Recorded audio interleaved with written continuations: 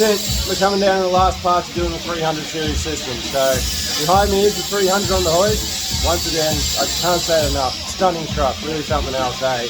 So did good. I'm going to walk you through where we're at, the pieces we got back from being mandrel bent, and how we're going to go about making those pieces work on the car based off the pieces that we did as a test fit. This is our front piece. I've actually already made the jig for this on the front foot with this one. So that's the front pipe. That's coming off the DPF there. That's the hanger support for it. Large flex bellows in it. And then we've got coming through to our first flange point, which is down near the fuel tank and the drive shaft. These are the pieces that we had extruded for it. That's the tailpipe, that's the mid pipe there.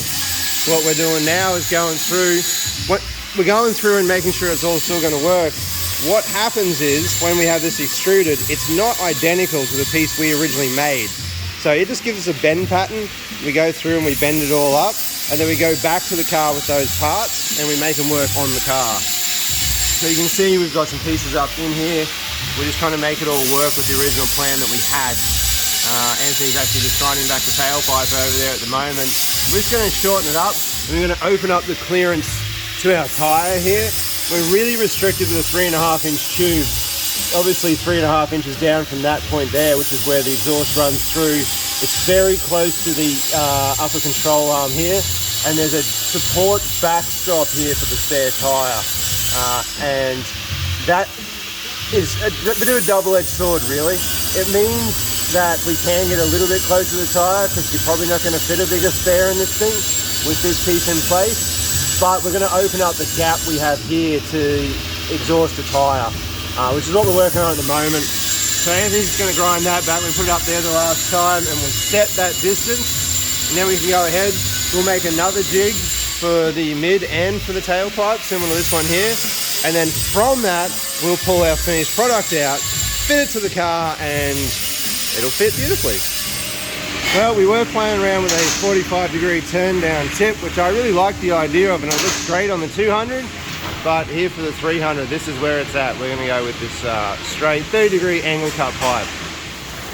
Well, Queensland's definitely caught in some storms, some flooding.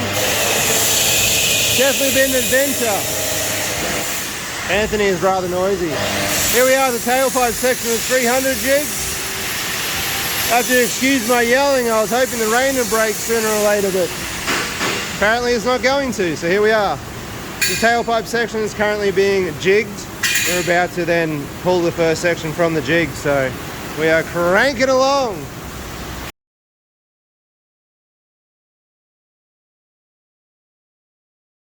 So it goes from this piece of extruded steel that comes from our supplier to this is it in the jig. The first tailpipe we will have made for the 300 series. And yep, that's going to be the tip. It's a piece of 3.5-inch high polished 304 stainless steel. The rest is just going to be all black. And once this is welded up, we've actually already done the front pipe and we've already done the mid pipe. It's only a 3-piece system, nice and simple. Very quick, simple one to fit as well. We like things to be easy, nothing too difficult, so let's weld this out. We're going to paint it, so it'll be a painted system. The pipework will all be black. It is 409 stainless steel, so it won't rust out, but it will get a rusty surface if you don't paint it. And we are using mild steel flanges. So we're going to finish welding out this one, throw some hangers at it, and we're going to get really close here tonight. We'll be doing the final product. The rain's gone away, thankfully. Still a bit wet out there, but the rain has left us now. So we're going to get down to this, get this bit finished up, and we're going to show you a fitment video, I believe. Alright guys, here's the finished product. Just laid the two out side by side so you can get an idea of what you're looking at. Obviously on the left is our standard exhaust, and this is our 3.5-inch system. Probably the most notable difference is the 3.5-inch pipe size. Instead of this sprung-loaded cup and ball flange, we're running a flex bellows. Through the center is very much the same, obviously it's not with that big muffler in it. And then the tailpipe is a pipe only without this. And we've got the big 3.5-inch stainless steel tip on it. So I'm going to go ahead now and load that all into the 300, and we get to fire it up and we get to see how she sounds. Alright guys, this is it. this is where we fit this exhaust system up to our big bad 300. I got the pieces laid out on the ground, I got my bolts all set up with NECs on them, and gaskets ready to go. It's going to be a really simple fit up. It's in 3 pieces. We're trying to make it as neat and as simple as possible. So I'm going to run you through how it fits up, and then we're going to take it for a drive. First up is our pipe off the DPF. All we have here is we're going to reuse the 2 bolts, the factory bolts that come with the car, and we're going to add a new bolt here to this support, which is right beside the top bit up here. I'll show you just real quick. Just comes off the side of the gearbox. This fellow here, he's just been reused off the original system. The original bolts, these have the nice captive nuts on the end of them. Great little Toyota part. And we are going to reuse this gasket. This gasket I don't believe is available from Toyota as a spare part yet. And whilst these vehicles are new, this gasket will happily go multiple times. You can see in this factory flange up here, there is a recess that this fellow sits into, which is located by our engine pipe or our DPF pipe here. It has this piece that is protruding proud, and it's also recessed in here as well. And this little fellow neatly fits on here. Snug little fit. So he'll just get reused from the original system and go back on there. Alright, that's a pretty simple install. So we just got these 2 14 mils, one of those on either side of that flange, and this is a 17 mil nut and bolt assembly going back up to that bracket. This gets us down past our gearbox transfer case and sends us down our tunnel. So I've got my bolts loaded up with NECs here, always the NECs. We use graphite gaskets today, and we'll put the mid pipe in. Simply has 2 hangers, this fellow here, and if we do a U-bolt and turn around here, get this one up in here. That's going to get us right up into this above diff area. Alright, mid pipe's just hanging in here nicely. It's those 2 hangers just straight up and in. That's a nice simple process. I've got my gasket. I was going to use graphites, but I realised I didn't have the right graphites, so here I am with these ones. These are the ones that we sent out with anyway. They're just a composite gasket. I put a little bit of silicone on each side, and we've got NECs on all our bolts, of course. So very simple fit up. Gasket on there. Use the adhesion of that silicone just to hold it in place for us.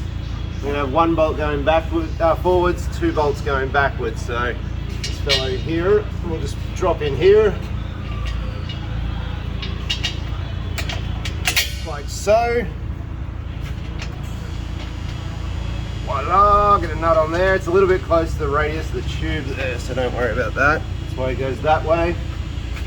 Come back with these fellows here. Oh, rotate for me, little guy. There we go. One there, the top one in as well, and then we can do them up. I'm just going to do them up sort of finger tight, maybe a little bit past that. And that way we can move on to doing the tailpipe ones, make sure everything aligns really, really neatly. And then we'll come back for a final tension right at the end. Alright, tailpipe time. Now your tailpipe's going to come with this bolt in because, well, with the radius of this pipe here and how high we had to get the 3.5 inch up in this area we have above the diff, he has to be there because he ain't going in later. This is a nice easy fit up. Because we put most of the elbow on the other side of the bend, this piece goes nice and neatly over the top. This has got 2 hangers back here, which are a little bit of a juggle, but not too bad. Get them up and in. Probably could have put some lubricant on there. If you got some CRC or some inox or something, it does make that a tad easier than what I'm doing here, but I'll go nonetheless. Alright, we're just going to feed this fellow up here. I've got my bolts right beside me ready to go. I actually have them ready because this is a bit of a tricky spot. Just got to blindly line this fellow up with a hole. Like so. Grab a nut and bring it down onto the flange here. Come on, little guy. Be my friend. There we go. It's a little bit tedious, but we've sort of aimed all these bolts on this flange for 2 reasons. A, so we can get this flange up high and the tailpipe's super easy to fit, but it also means that with a long extension on the back side here, we can just come straight up and load up all our bolts with a bit of tension. So I'll put these in, and we'll come back. We're going to go over the whole system and just align it neatly on all its flanges. But these 3 bolts lock it down pretty good. There's just a little bit of alignment we can get, make sure all the flanges sit parallel to one another. tension all down and we'll have a look over it. Well, after 2 months of trying to nut it all out and develop this system, it is done and we have bolted one to the car for the very first time. Up in there, we're all braced and bolted. Comes around, that's our big flexi. Down across and just runs the tunnel in the same way. Hangers all the way up into there, plenty of clearance to our drive shaft, heaps of clearance to our fuel tank there, which is heat shielded anyway. Tucked it up really close into that cross member to give us the clearance we needed over the diff. Big 3.5-inch tube, and we've really sort of opened up that clearance through there. I'm happy with that. We've really had a lot of tight parameters. If you look over the back side here, you can see that stopper. We had to get really close to that, and then there's that notch in the cross member there. So she's tucked up right in tight in there.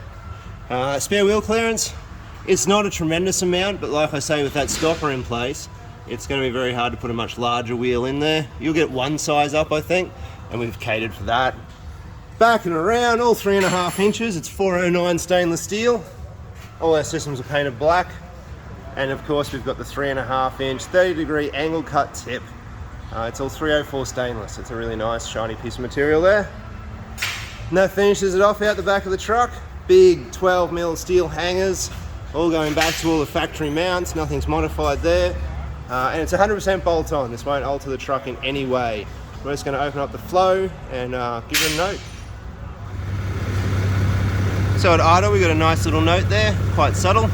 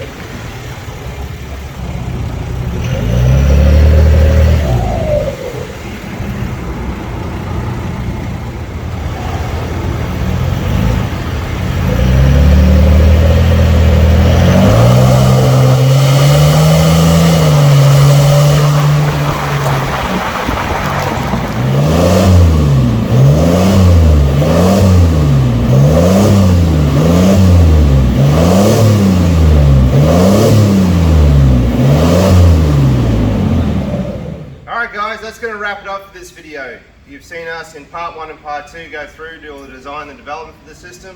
We have now pulled one from the Jeep, fitted it to this car fresh.